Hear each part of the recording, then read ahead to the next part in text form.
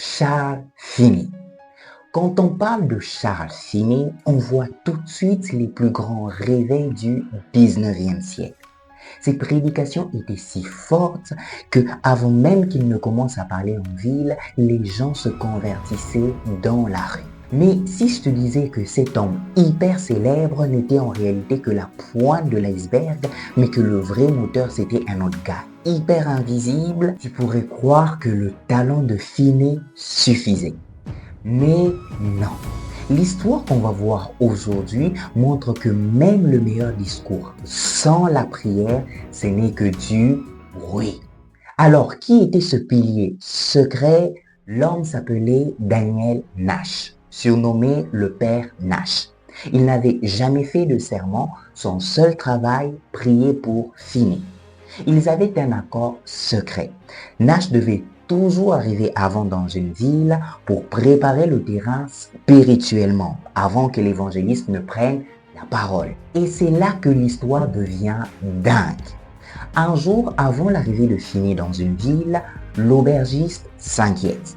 Pourquoi? Il entend des bruits bizarres, des grognements, des gémissements provenant de la chambre de Nash.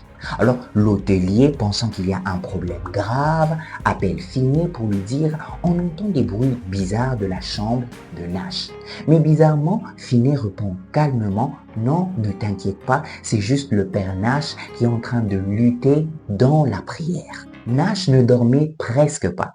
Il se tordait de douleur sur le sol de sa chambre, luttant pour que les âmes de cette ville soient sauvées. Si tu crois aussi que la prière est capable de tout changer, laisse un like maintenant, ça nous encourage vraiment à partager les histoires comme celle-ci. Les amis, c'est là qu'on découvre la vraie profondeur du ministère.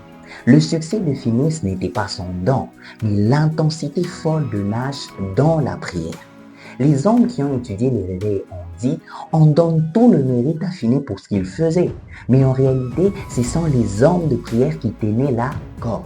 Leurs larmes, leurs cris, tout est écrit dans le livre de Dieu. Et oui, petite précision, Nash n'était pas le seul à intercéder. Il était assisté. Mais toutefois, c'était lui le leader intercesseur. Les amis, ces hommes, personne ne les connaissait. Mais pourtant, ils étaient l'âme secrète du réveil. Ils cassaient les barrières spirituelles, ouvraient le ciel avant même que Nash n'ouvre la bouche. La foule n'était pas là pour un show, mais pour vivre ce que Nash avait déjà obtenu dans la prière.